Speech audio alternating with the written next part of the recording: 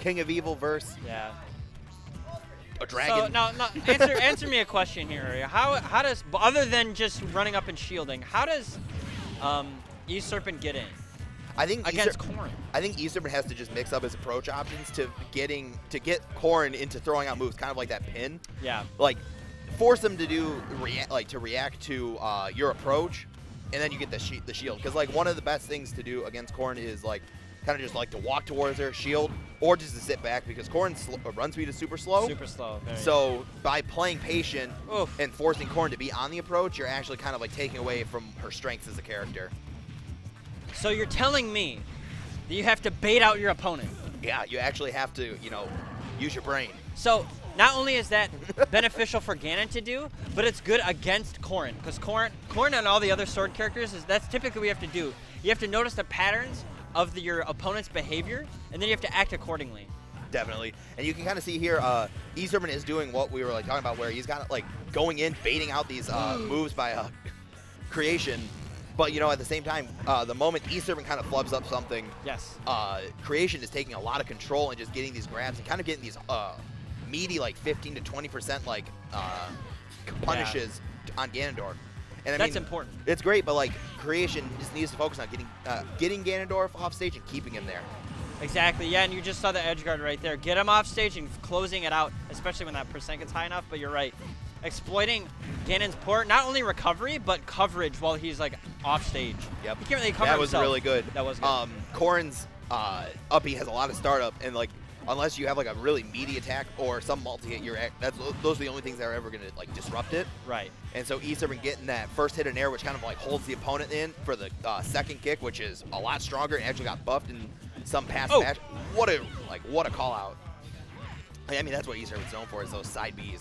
He's so good. Oh yeah. I mean, that's he almost that's made a combo. much. He made a combo video on K-Sub with that in his first tournament ever.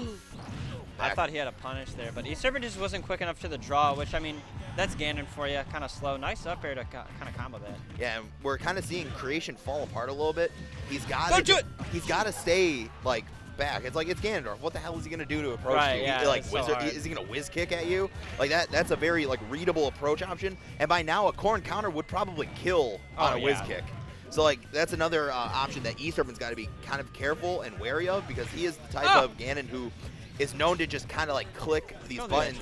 Don't do that to yourself. Oh, man. I think E-Serpent is the type of Ganon who kind of does hit a lot of buttons in neutral and kind of like presses buttons to try and like close the gap. And Creation can definitely like capitalize on that a lot. He creeps. He's like a Boo from Mario World. Yeah, he like kind of up creeps up on you and then like finally gets to you and you just jump over him. You're like, I guess I see you. Definitely. All right, but game one going over to Creation. What are we gonna see? Good stuff to Creation's Corrin, by the way. Yeah, like, I mean, these two, they've been playing a decent, I'd say over the past like 3 months, they probably have had at least like 2 or 3 sets, and they've been going back and forth on every single one. Depending on the day, somebody like takes it over each other. But like, welcome to mid-level Smash 4. Any level Smash 4. Any equal level Smash 4. Yeah. No, that's equal level anything, right? They can take it or not. But wow, the Ganondorf just down throw into dash attack with 22%. It's so good, man. Oh, E-Serpent knows his openings. E-Serpent knows exactly how to capitalize on anything you give him. You're not supposed to get up and spot dodge against the Ganondorf side B at the ledge. You're supposed to just roll in because you do not want to get sent out from a forward smash or anything. And Creation just did the exact opposite. Sorry, Oko looked at me when I screamed. But dude, come on, he died at like 2. Yeah, I know. Like, it's a Ganondorf forward smasher. The hype is very much warranted. Super real. I've been trying to tone it down, especially because I've been working. It's like it's so hard. They teach me to like kind of chill out, actually, like for presenting. No, seriously, and it's I've learned the value, you know. Definitely. All right, now E-Serpent. When E-Serpent's in control, this is where you kind of just start seeing him try to finesse all over his opponent. Look at that. He's just going for these like kind of like stylistic hard punishes, and he's doing like these ouches. Like, did he really need a whiz kick there? No, he's just wanting to do it. He's showing off. He's flaunting. Yeah, he is flaunting. He's that kind of person. He wanted, and it reflects the character too, because Izzah put out the. No, that's not gonna work. Izzah put out the video where with Ganon, he stinks, but all you have to do is put your fear into your opponent. Exactly. E-Serpent does that to a T. You instill fear. That's how Ganondorf wins matchups. He doesn't win matchups. He only takes games. And taking game, like if you're able to like, oh, that should be it. Oh, what a genius! I like that he delayed the recovery a lot, but yeah, in the end, he's got his jump. And he's holding down, which is great, so he yep. Sneaks above the ledge. Right, because if you snap, you don't get that hitbox. Yep. Coming up again. Trying to get the back air, which would have killed. Will the kick? Okay, yes. I was going to say, I'm like, those kicks are starting to get really stale. I don't know if it's going to seal the deal here, but 119% on Corrin. Ganondorf is just one side B and just a quick read away. But one combo away, yeah, Creation Look at this. getting these combos in right when he needs them. Oh, off stage, jump's gone. Gets it back on the platform though. Yeah, E-Serpent very willingly to just kind of reset to neutral and force Creation to get off like the high ground, because you're in a kind of a bad position up there against Ganondorf, who can just kind of just destroy your shield with his meaty aerials. Yeah. But so I have a bracket update for you already. So, Mr. H 2-1 over Joe Cool. What? With what character did he go? Probably Puff. I don't know. Who knows, dude? Probably Falcon or Cloud. That's who he's been playing a lot recently. But that's a good, huge upset. Yeah, good upset for Mr. H, because as he said on that Facebook post the other day, I love giving him the bottom seed. Anyway, game number 3, E-Serpent versus Creation. We're sticking with that Corrin Ganondorf matchup the entire way through. So what are we gonna see? We got to see some adjustments come out from Creation, because after he lost that first stock, it was just no way he was coming back into this matchup.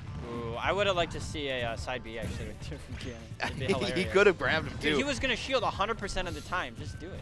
Yeah, 100% of the time. It works all the time, right? Yeah. Oh, the delayed back air. He tried to. It looked like he tried to mimic a cross up. To make it really ambiguous, but Creation was on top of it. Yeah, and Creation has the right idea with keeping this ledge pressure and just keeping Ganondorf pinned to the ledge, but it almost seems like he's a little late on throwing out the moves at the when they're supposed to. He's super delaying his jump back air, and by the time that E-Serpent's out, no way, done, what? he's already I've never seen that in my life. My God, the tipper forward smash. All right, we got an explosive game number 3. Yeah. Oh my God, did you see him just he move slid with off? It's like he wave dashed in his shield or something. Dude, Ganondorf's up smash is a thing of beauty. Oh, it is. It does all of Ganondorf smash they just do so much damage. I think fully charged forward smash is 34%. That's and the knockback is unreal. Yeah, super unreal. And, this is crazy. This is a round 1. Oh, jeez, good nice roll. Good Yeah. roll. It's a game 3 option. The roll on the ledge. Yeah. For sure. What is it? Creation hasn't really been choosing roll from the ledge all too much. Right. He's mainly been doing just just doing a drop down and jump up and attack. So that roll was definitely a little bit different, because E-Serpent was looking for a jump option by doing that up smash. But that wizard kick with the Super Saiyan % gonna send Corrin out into the sideways abyss. Yeah, if someone's gonna benefit from Super Saiyan %, it's definitely Ganondorf. Nice mix-up there from E-Serpent, mixing up the approach. I remember we mentioned game 1 that mixing up your approach with Ganon is exactly what you need. And he's got 49% on Creation's last stock. Yeah, and you can see Creation just trying to. Oh, nice footstool into down B. That is a true combo. Oh yeah. Oh, that would have hit too. That's oh. We gotta see Creation's got to be careful, because you can see with all this little bit of rage that Ganondorf's got, he can still go a long way with it. Oh. I would say Creation's gonna start looking for these counter kills, because he hasn't hit one. But E-Serpent is really using meaty aerials to kind of trap the landings from Creation. Yeah, he's been landing with a lot of aerials, especially as of recent. So that's it. Yes, it is. Quick back air. E-Serpent sent into the loser's bracket, where he'll have to beat Rayquaza now in grand finals if he wants to keep his promise that he made at the beginning of the day. He said today was the day that everybody